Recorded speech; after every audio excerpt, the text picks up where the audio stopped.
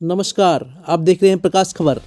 भोपाल के तलैया इलाके में 4 मंजिला इमारत की छत से गिरने से बैसा प्रखंड के गोस्त्रा गांव के 18 वर्षीय बीटेक छात्र की मौत हो गई।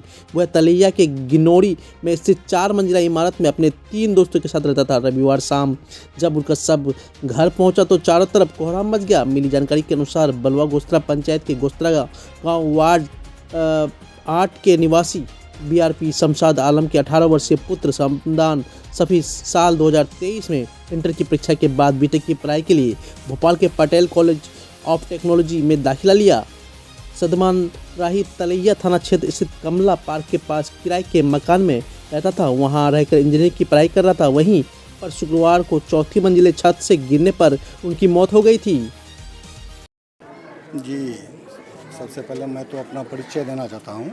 मेरा नाम मोहम्मद जहांगीर, मुखिया ग्राम पंचायत बलवा गोस्त्रा।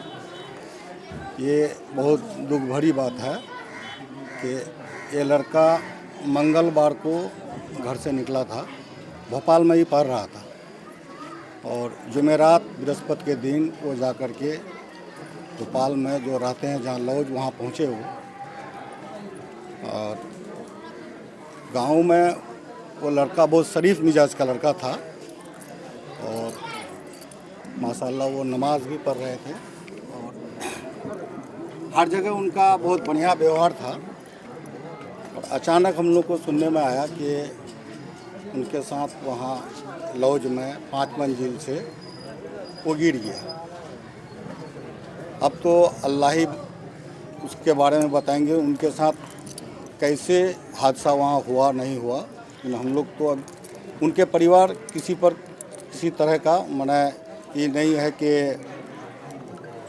शक वगैरह आरोप किसी पर नहीं लगा रहा है। अब वो अल्लाह, लेकिन सबसे ये बात है कि शुक्रवार के दिन उनका मौत हुआ है और शुक्रवार के दिन मौत तो नसीब वाले को ही होते हैं और अल्लाह ताला हम लोग सब कोई उनके लिए दुआ मांगे कि उनको जन्नत नसीब हो। मेरा नाम शमशाद आलम है, गोस्त्रा मेरा गाँव है। बीआरपी में अभी जी, बीआरसी बैसा में। क्या घटना घटी है आपके लड़के के साथ? वो बच्चा भोपाल में रहा करता था, बीटेक में एडमिटेड था वो। तैयारी कर रहा है बीटेक का? जी, तैयारी नहीं, वो बीटेक अच्छा सेकंड ईयर का छात्र था वो। गालिबन वो 8 अक्टूबर को वो घर आया था। वो जाना चाह रहा था 18 को, तो हमारे दिल नहीं भरा उसको। हम ही रोक लिए कि कुछ दिन रहो उसके बाद जाना। तो उससे सवाल वो हमसे सवाल करने लगा, कोई काम की वजह से रुकेंगे क्या? हाँ, चूँकि हमारा दिल नहीं भरा इसलिए रोके। तो वो कहने लगा कि ठीक है और कुछ नहीं बोला, रह गया। ये गुज़श्ता मंगल को हम वो बोला कि हम जाएंगे, नहीं 2-3 दिन पहले बोला, गालिबन 23 या 24 को बोले जाना है। और हम भी महसूस किए कि उसका 1-1.5 महीने की पढ़ाई का नुकसान हुआ। वो जाएगा तो अब जाना ज़रूरी है, चूँकि कुछ ही दिनों के बाद उसका टर्मिनल ये क्या एग्ज़ाम होता है, एग्ज़ाम देगा। हम भी अपने अंदर से तैयार हो गए और मंगल के दिन वो बिल्कुल सामान लेके तैयार हो गया। हालांकि दिल नहीं चाहता था कि वो जाए, अंदर से पता नहीं अजीब कैफियत थी उसकी माँ का भी और वो भी।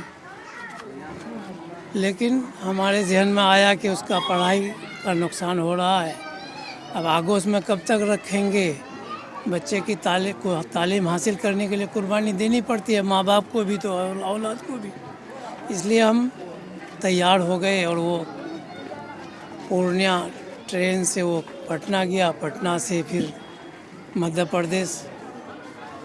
मंगल को वहाँ गाड़ी लगभग 9 बजे पकड़ा था और 4 बजे भोर में पटना पहुँचा। सुबह बात हुई तो बताया कि हम किसी दोस्त के यहाँ ठहरे हुए हैं। हम ही उससे पूछे कि दिन भर स्टेशन में रहोगे, 9 बजे तक गाड़ी है, मुझे रात में? बोले नहीं बा, एक दोस्त से मुलाकात हो गई, उसी के यहाँ ठहरे हैं, जब फिर वक्त होगा तो निकल जाएंगे।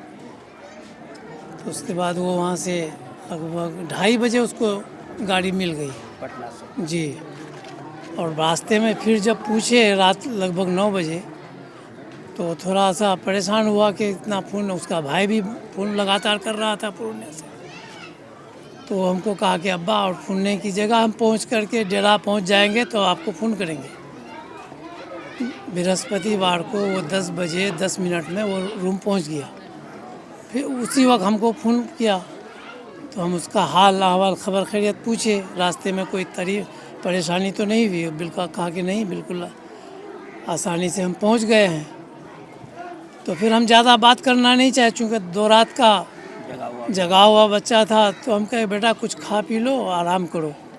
उसके बाद कहे कि अब फिर शाम में बात करेंगे, लेकिन शाम में बात करने की नौबत हमें आई ही नहीं।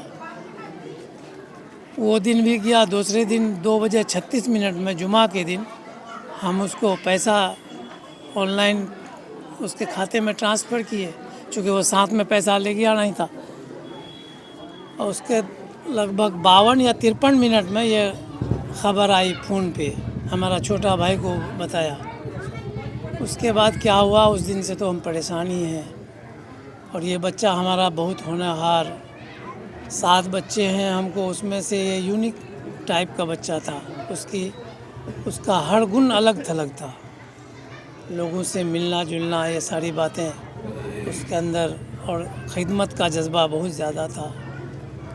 और 1.5 महीना के वक्फा में जो यहाँ रहा, तो चचा वगैरह उसका जो भी है या गांव का, हर एक से मिलना जुलना, और कोई किसी बात का अगर उससे हुक्म कर देता था तो बिल्कुल उसको पूरा किए बगैर नहीं छोड़ा। हत्ता के जाने के दिन वो अपना चचेरा भाई को रखने गया किशनगंज हॉस्टल में, और वहाँ से गालिबन 3:15 को वापस आकर के 4 बजे यहाँ से वो रवाना हुआ, लेकिन इनकार नहीं किया जाने के लिए। ये सारी सिफात थी उसके अंदर। उसी की यह सारी बात से हम याद आ रही है।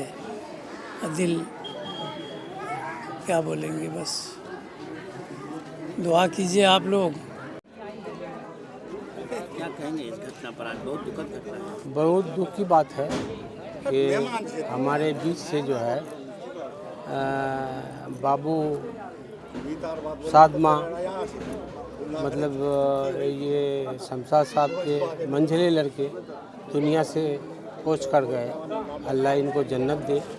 और ये बहुत अफसोस की बात है कि हालांकि तालीम हासिल कर रहे थे, बीटेक कर रहे थे, और बहुत बड़ा दिल में एक दुख या अफसोस करना पड़ रहा है कि वैसे बहुत अच्छे लड़के थे।